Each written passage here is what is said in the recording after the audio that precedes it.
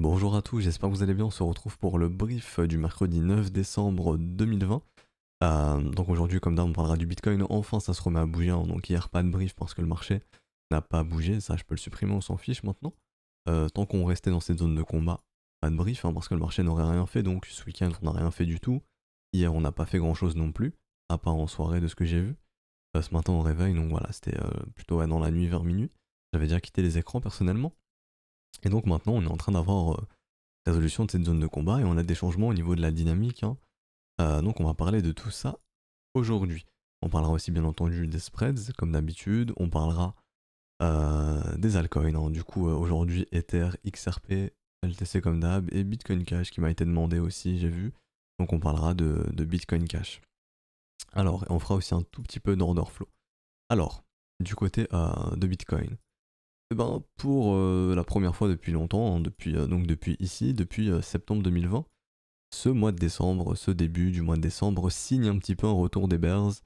Je vais vous expliquer pourquoi. Parce que premièrement, du côté de la dynamique interne, on avait identifié cette toute petite div, je le répète, ça ne veut pas dire que le prix va baisser, je le répéterai jamais assez.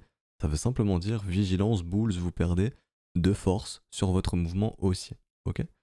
Donc ici, on avait la première information qui indiquait aux bulls de penser un petit peu à se calmer. Pareil pour William, on sort de cet état d'enfoncement, on essaie d'y retourner, on n'y arrive pas. Même signal, attention, bulls, calmez-vous. Ensuite, du côté du volume, etc., on avait l'information que les acheteurs s'endormaient, que les vendeurs se réveillaient, donc même de ce côté-là, attention, les bulls, attention. Et maintenant, que pouvons-nous voir? On voit simplement ici des petits M prendre forme. Donc ça, c'est signe d'une dynamique baissière. Donc le Bitcoin est en train d'instaurer une dynamique baissière ici. Donc il ne faut pas s'attendre à voir un Bitcoin prendre en valeur probablement tant que cette dynamique baissière persiste. Tant que vous ne revoyez pas de W ou le marché revenir péter les 19 900, au mieux consolidation donc range, au pire mouvement baissier. Mouvement baissier tout simplement contrôlé par les bears parce que pour l'instant, jusqu'à preuve du contraire, maintenant ce mouvement est contrôlé par les bears. Donc si on clôture comme ça aujourd'hui, hein, si ce M prend forme aujourd'hui, on pourra donc parler de M-top, donc d'un marché qui a instauré un sommet ici. Je ne vous parle pas de sommet définitif, de ça y est, le Bitcoin il a fait son top le 9 décembre 2020, etc. On ne reverra pas de nouveau sommet, non, on n'est pas dans... Je peux pas parler de sommet de marché comme ici, un M daily, c'est pas un M weekly. Simplement d'avoir un mouvement de respiration un petit peu, et donc de voir un Bitcoin qui ne fait rien, enfin, qui ne fait rien. Un Bitcoin qui ne retrouve pas les 20 000 dollars tant que cette dynamique restera baissière. Donc probablement un mois de décembre un petit peu rouge, que ce soit du côté du Bitcoin ou des altcoins. Un petit peu de rouge pour terminer l'hiver, probablement. Ok. Ça ne veut pas dire qu'on va aller à 2000, 3000, 4000, 5000, etc. Non. Simplement ici que le Bitcoin, les bulls ont besoin un petit peu de respirer. Parce qu'ils contrôlent ce mouvement quand même depuis très très longtemps. C'est un petit peu ce qui s'est passé ici, c'est la même chose.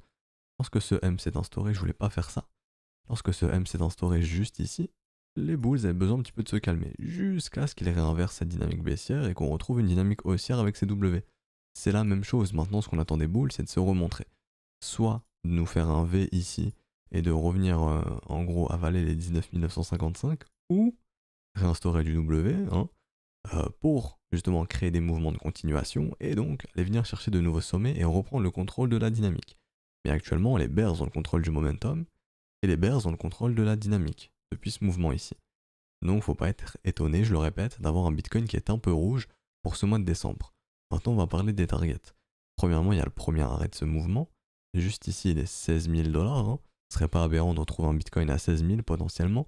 On a aussi la zone de rechargement de ce mouvement, on avait laissé des petits creux dans la value. On peut totalement revenir faire du business ici, je ne dis pas qu'on va aller chercher ces prix. Je n'en sais rien. Je dis juste qu'on peut y aller. Et si on regarde un petit peu plus, pour le coup, donc non, c'était pas ici. Si on regarde un petit peu plus en weekly, hein, si jamais on a vraiment un mouvement un petit peu plus baissier, si jamais, rappelez-vous le premier arrêt du mouvement entier, hein, donc depuis qu'on a posé ce bottom avec ce W, serait un excellent candidat justement pour offrir une opportunité aux investisseurs qui attendent depuis pas mal de temps maintenant, en tout cas ceux qui sont encore en train de chasser sur Bitcoin. Le premier arrêt juste ici, sur ce niveau des 13 500, et on a aussi la ligne de coup de ce gros W. Donc ici, pour les investisseurs, ça serait une excellente opportunité. Si jamais, parce que je le répète, hein, dans un cycle haussier, dans un bull market, le premier arrêt est toujours une excellente opportunité. Je peux vous remontrer ça assez rapidement, mais encore ici, premier arrêt. Ici, premier arrêt, on a même des retours premier arrêt plus bas, etc., etc.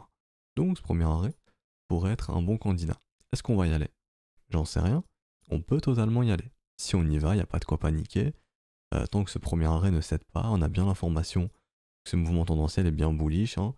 Tant que le premier arrêt ne cède pas, l'objectif des bulls sera de offrir de nouveaux sommets à ce marché. Donc de venir péter ici grosso modo les 19 900 $. Ok? Pour le Bitcoin, pas grand chose d'autre à dire en daily. Hein. À part qu'en daily, depuis longtemps, on n'avait pas vu ça. Donc des bears qui reprennent le contrôle. Si ça confirme ainsi aujourd'hui, hein, si on clôture sous les 18 200, ce M prendra forme. Donc attention pour les bulls. Et donc, comme je le répète, faudra pas être étonné d'avoir un Bitcoin qui retrace un petit peu pour le mois de décembre. On avait identifié cette grosse zone de combat ici, qui est en train d'être gagnée par les bears. Donc sur du court terme, j'ai pas grand chose d'autre à dire non plus. A contrario, il y a ceux maintenant qui vont vouloir justement attendre que des mouvements, enfin que des setups de continuation prennent forme. Hein. Donc eux, dans ce cas-là, encore une fois, comme d'habitude, au minimum, il faudrait avoir un BTC qui vienne chercher les 16 500 pour commencer à avoir un petit peu de développement du côté des setups de continuation et refaire la même chose hein, au final qu'on avait fait ici. Tout simplement. Quelque chose comme ça, par exemple, pour ensuite partir sur des mouvements de continuation. Et je le répète, est-ce qu'on peut parler de bear market, de retour de bear pour les prochains mois, prochaines années sur Bitcoin? Non. Ici, on parle juste des bears pour les prochains jours, et peut-être les prochaines semaines aussi. Mais ça va pas plus loin que ça pour le moment. Pour le moment, je dis bien pour le moment. Mais honnêtement, pour l'instant, c'est pas la fin du monde. Hein. Le Bitcoin ne reprend pas un cycle baissier, etc., etc. Rappelez-vous, on avait aussi parlé du dollar. Hein. Donc tant que le dollar se comporte mal, que ce soit quand on avait vu un petit peu en weekly, quand on regarde un petit peu le dollar en weekly c'est très moche. Hein. Le dollar en weekly est très très moche.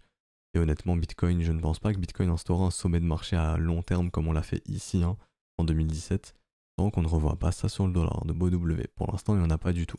En daily, c'est vrai qu'on a un léger rebond. Et juste ici, et Bitcoin a l'air de souffrir un petit peu de ce rebond.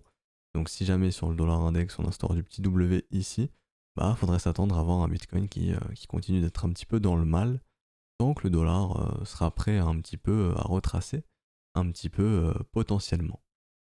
Voilà, potentiellement. Donc ça je peux recacher le dollar. Pour le Bitcoin, je pense honnêtement j'ai fini.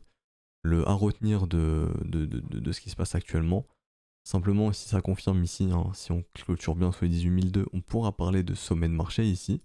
Et donc faudra s'attendre à avoir des bears tout simplement qui contrôlent un petit peu ce mouvement et donc voir encore un petit peu de retracement. Du côté des spreads, c'est un peu la même chose, on revoit des M du côté des spreads. La demande ne semble plus accompagner ce mouvement, en tout cas la demande n'est pas aussi forte qu'elle devrait l'être, entre guillemets. On aimerait dans un mouvement aussi avoir des spreads aussi, actuellement c'est pas le cas. On a plus des spreads qui dessinent des M, tant que ça restera ainsi, ça montrera que la demande ne gagne plus marché, donc c'est pas tellement bon signe. Hein. J'ai pas grand chose d'autre à dire du côté des spreads. Je voulais plus venir un petit peu du côté de l'order flow, où on avait quand même quelques acheteurs qui sont entrés un petit peu par là, mais c'est beaucoup plus entré sur Ether, donc le train est bien plus rempli d'acheteurs sur l'Ethereum que sur le Bitcoin, donc d'un point de vue contrat-dérivé, ne soyez pas étonnés de voir un Ethereum qui saigne un peu plus qu'un Bitcoin, hein, parce que du côté des contrats dérivés, c'est Ethereum qui est bien plus chargé. Et actuellement, de ce qu'on voit, c'est ce marché a l'air de vouloir chasser les acheteurs hein, quand on voit ces liquidations croissantes. Et Ether, comme on peut le voir ici, vous voyez ici l'Open Interest explose, l'Open Interest explose ici. Donc on a l'air vraiment de vouloir sortir un petit peu d'acheteurs sur contrat dérivé. D'ailleurs on va en parler d'Ethereum très rapidement. Donc Ether c'était zone de combat identifiée ici, résolution vendeuse. Hein. Ce M est déjà confirmé sur l'Ether juste ici. Pareil que sur Bitcoin, divergence, M qui prend forme. Donc tout simplement ici ça invite à penser à la vigilance, surtout au contact du premier arrêt du mouvement entier. Hein. Juste ici, il fallait pas s'attendre à ce que ça casse directement. Toujours un petit peu de travail généralement, on aurait pu le casser directement. Mais ici peut-être un petit peu de travail, c'est ce qu'on est en train de faire. On travaille ce premier arrêt. Et donc, comme on l'a vu sur Bitcoin, pourquoi pas avoir un Ethereum qui revient à retracer son premier arrêt. Donc un Bitcoin à 400, un Ether pardon, à 420, 425 $, ça ne serait pas aberrant. Ce serait simplement un retest du premier arrêt. Donc affaire à suivre. Hein. Ça je peux supprimer, c'était la précédente zone de combat. Mais maintenant honnêtement, il faut faire un petit peu attention. sur l'Ethereum, hein. Ici c'est les bears maintenant qui sont en contrôle de l'Ethereum, on verra jusque quand et jusqu'à où surtout. Jusqu'à où, et donc le premier arrêt serait un excellent candidat justement pour mettre fin à cette baisse. Donc ne soyez pas étonnés, je le répète, de voir un Ether à 423 $. Et pour les investisseurs, ce premier arrêt, dans la zone de rechargement du mouvement entier, hein, de ce gros mouvement ici haussier, bah, ça serait encore une excellente opportunité d'investissement, potentiellement, je le précise bien, potentiellement. Ça dépend encore une fois si c'est en accord avec votre profil ou non, mais ceux qui font du dollar cost average, potentiellement, bah, simplement ça serait une bonne opportunité. XRP, c'est un peu la même chose, hein. On peut risquer de punir justement ceux qui sont entrés sur ce gros mouvement vertical, et donc offrir tout simplement des petits retracements en zone de rechargement, hein, ou simplement venir tester la ligne de coût ici à 33 centimes, 33, 34 centimes de dollars si XRP décide de retracer un petit peu plus. Du côté d'LTC, j'ai pas grand chose d'autre à dire non plus depuis le précédent brief, hein. Quand je vois tous ces W, j'ai pas trop de questions à me poser. La dynamique est très encourageante. Et simplement tout ce qui tombe comme ça, pour moi, c'est simplement d'excellentes localisations, hein, pour pouvoir faire du dollar cost average ou simplement pouvoir investir sur LTC ou déclencher quelconque stratégie comme de la stratégie chat par exemple. Mais il n'y a pas réellement à s'inquiéter non plus sur LTC quand je vois la charte en weekly, même si ça amenait à retracer un petit peu plus bas, il n'y a pas de souci. Tant qu'on ne rebascule pas sous les 25, 22 $, LTC, il n'a pas du tout à s'inquiéter. Alors, et on va finir avec Bitcoin Cash. Donc Bitcoin Cash, ici je vais plus passer en weekly. Je vais retirer un petit peu les schémas, marché complètement horizontal. Mais je le répète, c'est le genre de marché qui doit vous intéresser. On attend que ces W puissent prendre vie. Tant qu'on ne vient pas casser les 145 $ sur l'Ether, sur Bitcoin Cash, pardon, il n'y a pas à s'inquiéter. La même chose sur les 72 $. Bon, ça, vraiment, les 145, déjà, je me poserai des questions si on vient péter les 145. Si on vient péter les 72, bon, bah, c'est terminé pour Bitcoin Cash. Mais pour l'instant, voilà. Tant qu'on ne repasse pas sous 45, il n'y a pas à s'inquiéter sur Bitcoin Cash. Et bon, bah, lui, il fait du yo-yo, tout simplement, en marche horizontale. On peut rester bloqué comme ça très très longtemps, avant ensuite de choisir soit une direction haussière ou une direction baissière, tout simplement. Mais j'ai pas grand chose d'autre à dire sur Bitcoin Cash, peut-être en daily rapidement. On avait vu ici un setup de continuation, bon on n'est pas venu chercher la target max, on est simplement venu chercher la zone de rechargement de short, donc on fait simplement yo-yo dans un range, hein. Donc dans un point qui est ici, qui est bloqué entre ici et ici, donc un range juste ici, hein. Et donc tout simplement, si on est bel et bien dans un range, le but ce sera de revenir chercher le bas du range. Donc ça maintenant je peux retirer, on s'en fout un petit peu, ça aussi. Et on va voir où se situe la zone de rechargement de ce range. Et elle est juste ici. Hop, donc ici, entre, donc en dollars ça donne 230 et 190 $. Donc ne soyez pas étonnés non plus de voir un Bitcoin Cash qui revient entre 230 et 190 $. Et pour les investisseurs, hein, ça serait une excellente localisation ici sur Bitcoin Cash. Voilà, j'ai pas d'autres choses à dire, honnêtement. Peut-être un petit peu d'enflow sur Ethereum pour expliquer un petit peu mes dires quand je parle un petit peu des 420 $. Sur Ether, il y a eu beaucoup plus d'acheteurs, on le voit ici, hein. Vraiment une grosse hausse de l'open interest, pareil ici. Donc faites très attention. Sur contrat dérivé, Ethereum est bien plus chargé en acheteurs. Donc s'il faut sortir ces acheteurs, bah faudra pas être étonné de voir un Ether qui décide d'accélérer sa baisse, hein, si jamais. Et donc voilà, faites un petit peu attention sur contrat dérivé, si jamais. Voilà. Donc vigilance sur Bitcoin, globalement sur le marché pour ce mois de décembre, j'ai envie de dire.